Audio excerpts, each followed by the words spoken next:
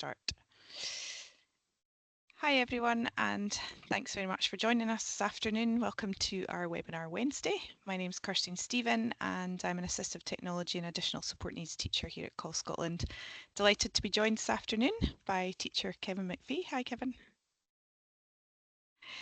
Kevin is a teacher in Edinburgh. He's got over 20 years experience across the cultural sector and inclusive education, specialises in trauma-informed and sensory responsive learning with a very strong focus on creativity, agency and accessibility that he's going to share lots more about very shortly. Kevin is currently delivering Scotland's new film and screen curriculum, which is very exciting. It's being developed in partnership with Screen Scotland, SQA and Education Scotland. So if you've not already heard about it, you're about to. In adapting the programme for learners with autism and sensory impairments, he's particularly interested in how practical filmmaking can be used as a form of multimodal communication. Kevin has also co-authored nationally published AI literacy resources through the AI Teacher in Residence project with Data Education in Schools based at the university. His work has been recognised with the Prosper STEM Teacher for Innovation Award for Leadership in Inclusive Digital and Creative Learning. So we're very humbled to have you with us this afternoon, Kevin. Today's session is being recorded and the recording link will follow today's webinar by email for those that are not able to join us live. Please ensure that your mics remain muted, and if you don't wish to be in the recording, then I would ask that you please just pop your camera off now. If you wish to have live captions displayed throughout the webinar today, please go into your language and speech settings and turn that on, and you will be able to view closed captions on the YouTube recording as well. The webinar is going to run for approximately 20 minutes, and then I'm going to start signalling to Kevin. And there'll be an opportunity then to ask questions. So if you do have any questions while Kevin is presenting, please pop them into the chat. I'll keep an eye on it and then we'll facilitate that at the end. And without further ado, I'm going to hand over to Kevin. So thanks, Kevin. Still on mute. Here we go. Hi everyone. Sorry about that. Trying to do two things at once. I'm just going to share my screen. Where are we? Go. Can you see this? Yes, perfect. Yes.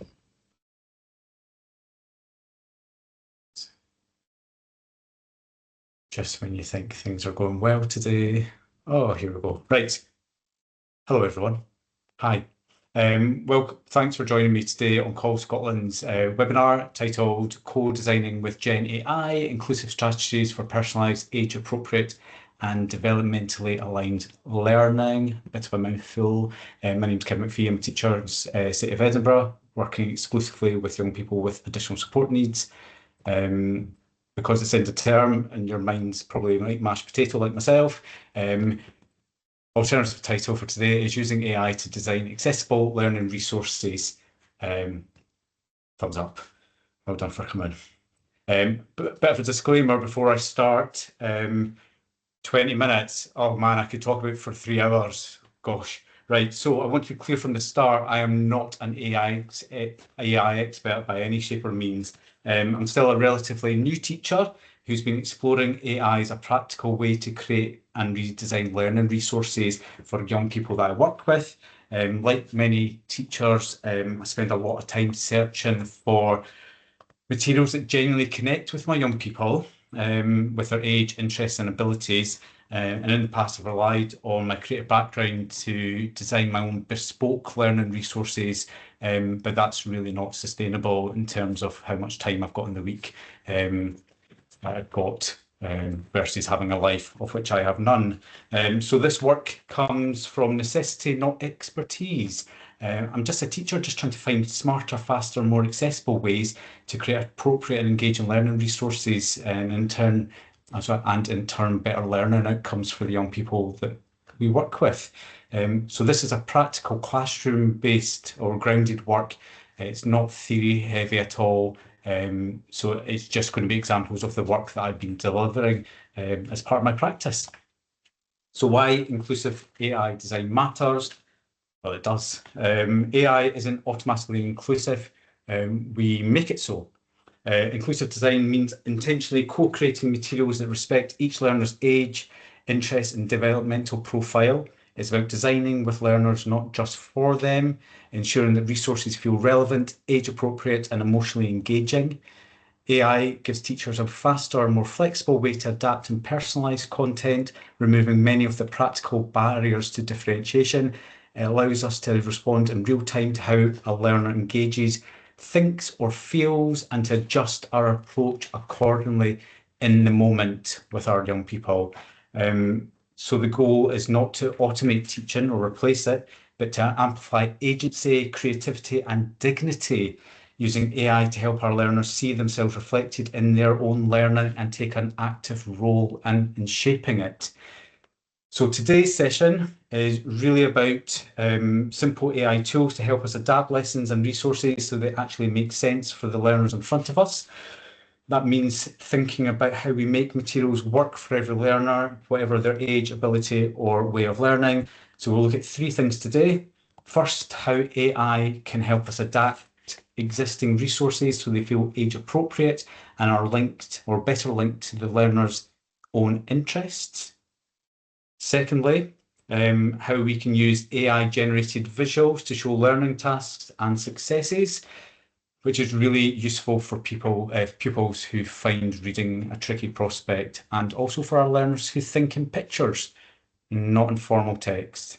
And I'll be making reference to the film and screen curriculum in doing so. And finally, the Teaching Responsible AI in Schools project I've been involved in with the University of Edinburgh. I'll be making reference to some of the work or the AI literacy learning resources that I've developed in close collaboration with fellow teacher and colleague and amazing person, Dan Martindale from Braeburn School in Edinburgh. So I'm not going to do any live demonstrations of AI specific tools today. There are lots of great options out there, and it really comes down to personal preference. I myself use ChatGPT a lot because it's the one I'm most familiar with. Everyone else will have their own personal preferences. So it's not about the tech, it's about the why that I'm using it. Why I'm using GenAI in my practice and how it can make learning more inclusive, more engaging, and more developmentally aligned for the learners we all support. So firstly, adapting learning through AI, age-appropriate, interest-led design. As is typical of the young people I work with, I've got an example of a learner profile, young person who's 14, he's early level for his literacy. His learning profile is that he has an intellectual disability and has a history of adverse childhood experiences that's affected his learning development progression. His learning characteristics are that he has a strong awareness for learning resources that he will deem as babyish. He shows increased motivation and focus when learning experiences are interest informed and driven and visually engaging. He benefits from clear structure, repetition, and opportunity to make choices within learning tasks, and he responds positively to resources that respect his chronological age while supporting his developmental level through scaffolded design. So here's an example of a worksheet a teacher shared with me. It was for some phonics work I was asked to use to support this young person. Now, it comes from a resource that a lot of teachers absolutely swear by. It's everywhere, it's easy to find, easy to use, and it's clearly well liked. And I just want to say right away, I'm not on some campaign against it, but for me, the aesthetic just really grates my soul. It's not a popular opinion, but it's mine and I stick by it. For the young people I support, the look and feel of these materials can come across as quite infantilising. They don't have the visual depth or richness that invites curiosity, that sparks a bit of conversation or helps the learner actually connect with what they're looking at. And when I tried to use this resource, a few things really stood out. Firstly, Queed. A quick fox ran to the quiz in Queed. What on earth is Queed? Why would you expect a young person with lower literacy levels to read, say, and understand that? It's an obsolete Middle English word that I had to Google, let alone them being able to understand that and connect with. Second, the pictures don't provide enough context to make the story clear. Third, the narrative itself didn't flow. It didn't feel like a story, and that really bothered me because we've missed an opportunity to connect. And finally, this resource is clearly pitched for primary aged children, but my learner is secondary with more sophisticated tastes.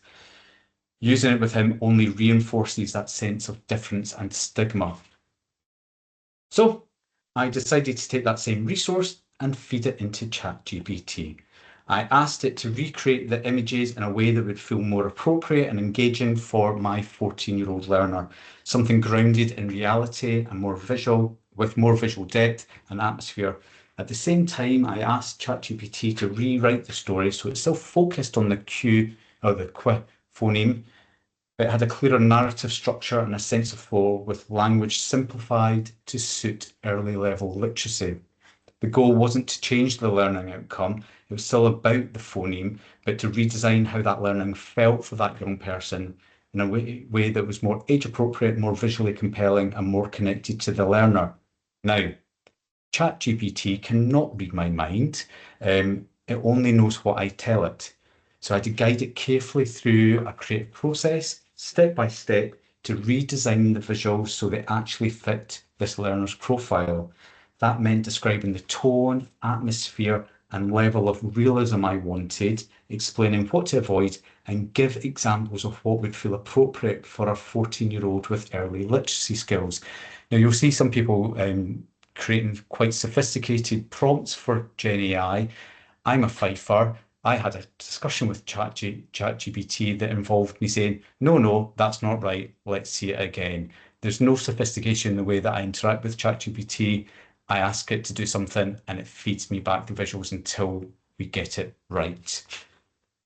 So this process became less about just generating images and more about co-designing them, shaping the visuals so they reflected both the learner's developmental level and their chronological age.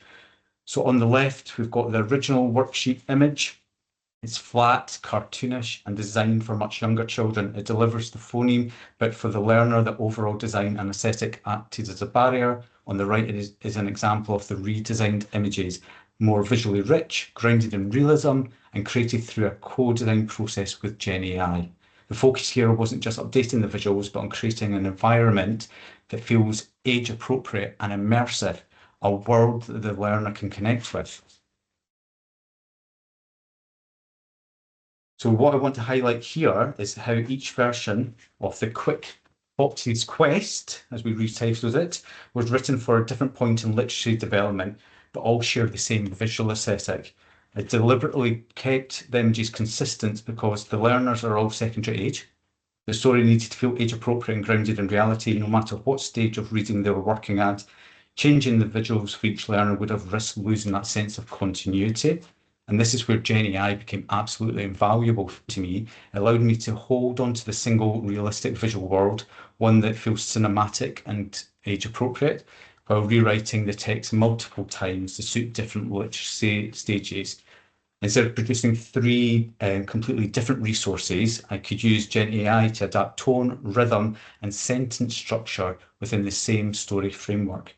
And this version is designed for pre-reading stage, where the focus shifts from decoding text to noticing sounds, images, and patterns. The next version for early level learners kept the phoneme at the center, just like the original source material, but simplifying the structure, rhyme, and vocabulary. Well, sorry, not rhyme, rhythm and vocabulary.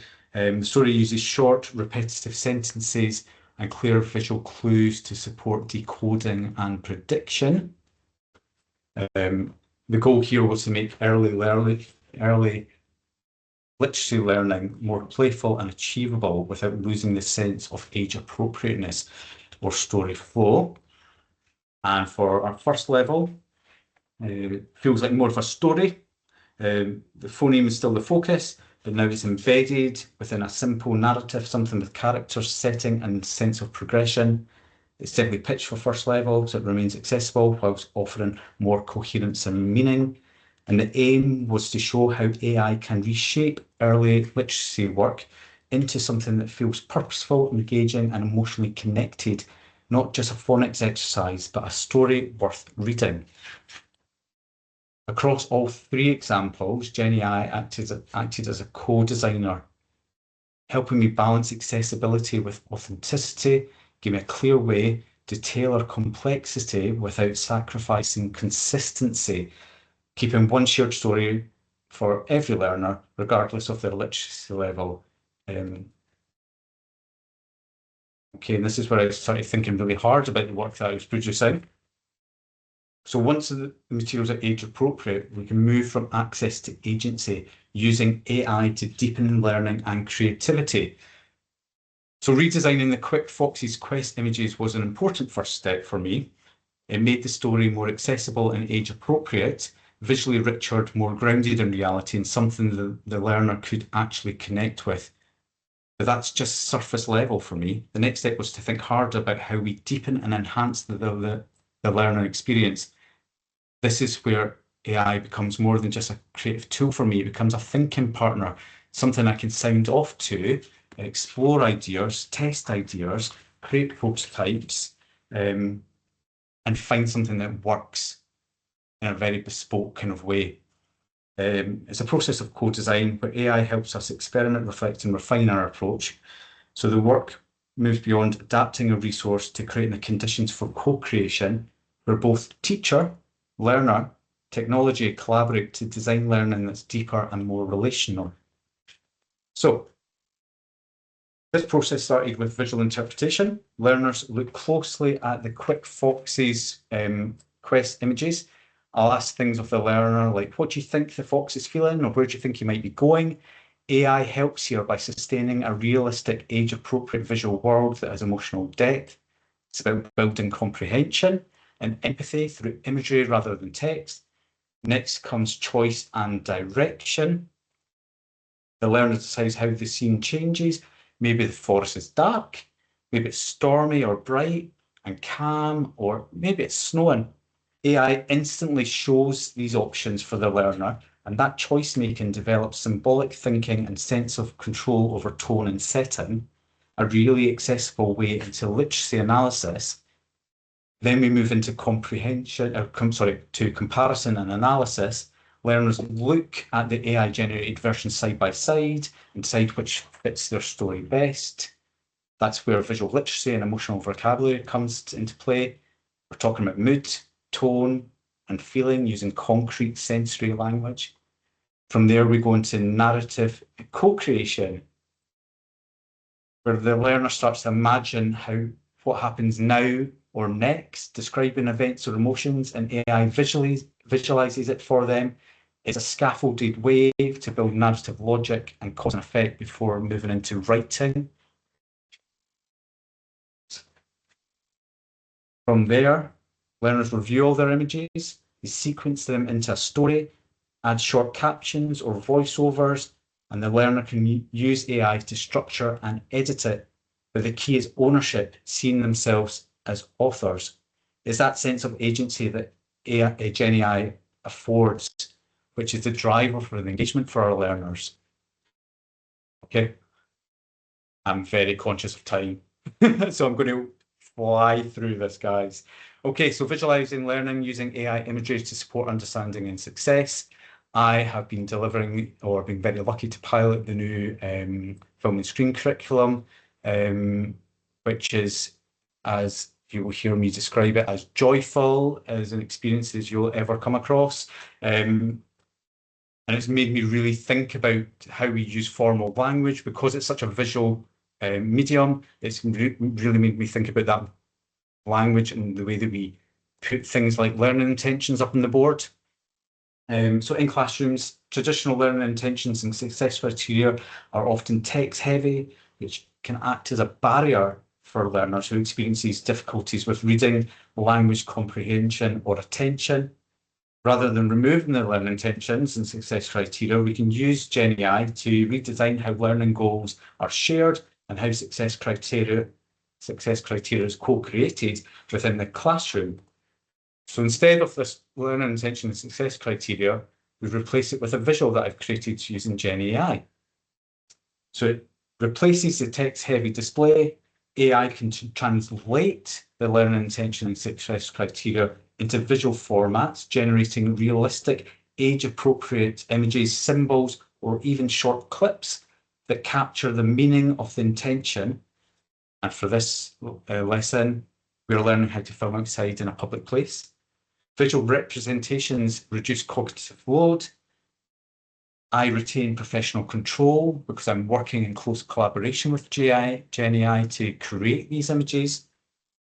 And this approach models inclusive design thinking, ensuring that every learner, regardless of their reading ability, can see, hear, or feel what the learning is about. By integrating AI-generated visuals into how we display learning intentions, we move from telling learners what they are learning to showing them in ways that they can understand and connect with. So important for all our learners. I'm very lucky to be working with a young person who is a very competent and talented filmmaker. He is working towards his level 5 award in film and screen, which is amazing. But as part of that, there's going to be text-heavy instructions that he's got to work through. However, for our artistic learner, whilst having a strong creative and being strongly creative and imaginative thinker, particularly in practical filmmaker, he generates many original ideas but can find it difficult to prioritize or filter them without structured support. He displays traits of pathological demand avoidance. He experiences heightened anxiety in response to perceived demands or loss of control. Detailed written instructions can create barriers by increasing anxiety and cognitive load, making it harder to process information or begin tasks. Again, we translate all this information into a simple visual for him so he understands what the learning task because he can see it. And that's where we co-design with GenAI, or in my case, ChatGPT.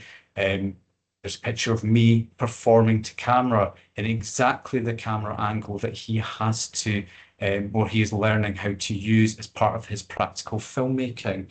So these visual instructions, the learner is able to see the task clearly, it reduces pressure and supports his understanding through visual instructions.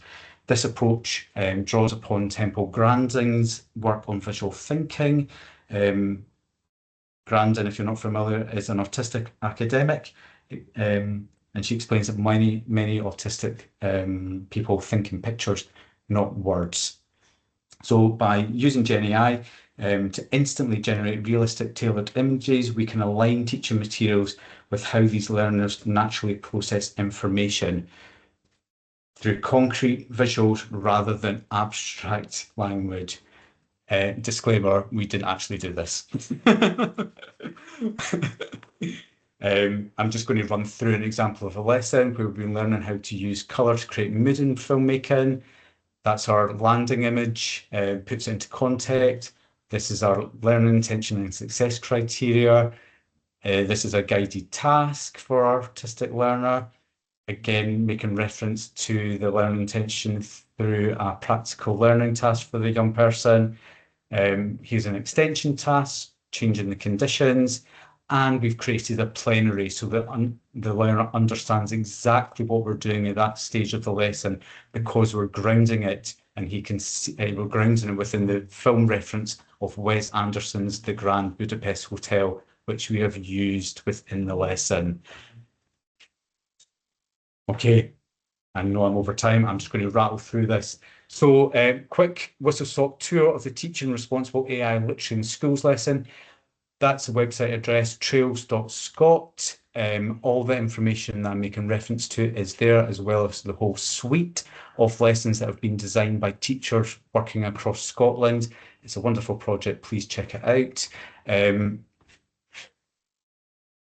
So with my notes, because I'm going to start spraffing. So I designed or co-designed 3 lessons with my amazing collaborator, Dan Martindale, and AI as part of the Teaching Responsible AI Literacy in Schools project.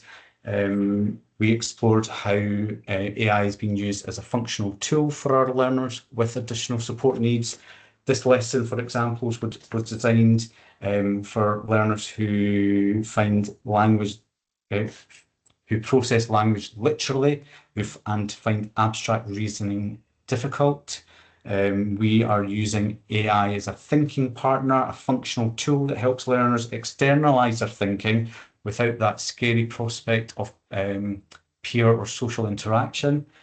AI is never going to tell you that your question's wrong or that you're asking too many questions. AI is your friend and partner in crime. The next lesson is lesson number 2 in this series. Builds directly on lesson 1. Learners move from analysing bias to actively redesigning it. AI isn't just used to interpret, it's used to design learning experiences. Because AI is flexible, prompts and visuals can be adapted to suit each learner's level, interest, or communication style. AI becomes both a bias generator and creative learning aid for our learners. Okay, my goodness, I am rustling on. Last lesson here, number 3, is designed for learners with severe and complex additional support needs who often face barriers in language-heavy classrooms. Many are non or minimally verbal and understand the world through movement, sound, or touch. This lesson didn't teach these learners how to use AI. Instead, it uses AI as a creative tool to enhance sensory learning. Learners take photos of things that interest them in school, outdoors, or in community spaces, even museums. And then AI was used to transform these images into abstract music-like soundscapes, very abstract and disconnected from the images, but it did help learners explore their environment through sound rather than words. And it provides new ways to express curiosity and preference through gesture, movement, or choosing sounds to revisit. Key takeaways of this work is that AI is a co-designer. It allows us to modify our learning resources for learners with a wide range of learning needs and styles. I absolutely rely on GenAI because it allows me to create bespoke resources for every learner. Well done, we made it. Any questions? Very well done, Kevin. That was amazing. I think lots of us would love to come and join you in your fully immersive experience in your classroom. It just sounds fabulous. We do have a couple of questions for you. All right. Do you use a paid version of ChatGPT? I do absolutely use a chat paid version, and it costs me about £18 a month. For me, it is absolutely money well spent. Okay. Yep. Great. Do you have a prompt list? Do you find, there's ones that work, prompts that work best to get the best results? I don't. Oh, I'm going to say I don't, but I probably do, and it's just habit now. I guess maybe you learn as you go. Yeah, and also GenAI has also learned what I've been working with as well. Yeah, So it's refined. Everything I'm feeding into it. Where I am trying to, when it feeds back something that looks cartoonish, I use the words like photorealism, based in reality, everything that's quite familiar language to us, make it more real. Yeah, it's not sophisticated language that I'm using at all for it. Or, for example, within film and screen, I'm saying make it look like a Wes Anderson film set. Style. So it's picking up aesthetic style, so it's searching the internet to create that for me. Yeah. Fabulous. Somebody's just saying there that they would like to learn to create song signifiers for their learners with complex needs. So this has been really interesting for them. Oh, it looks like it's maybe prompted you as well. Ooh. Yeah, absolutely. Are you able to share my email address as part of this? Yeah. Absolutely. Yeah, get in touch. Happy to chat and happy to share resources. Fabulous. Do you want to pop your email address into the chat, Kevin? If you're happy to do that, that's more than great. happy. Thank you. So that just remains for me to say a very big thank you to Kevin for agreeing to present this afternoon. I know that it will have been valuable, and there will be lots of people who are catching up on demand, so they'll benefit once they've caught up with us. Thank you everyone for joining us this afternoon. We are having a break now for the October holidays, so everyone enjoy, have a relaxing, restful time, and we'll be back on the 5th of November with Cami, looking at the Cami app. So thanks everyone, have a good evening. Bye. Thanks very much again, Kevin. That was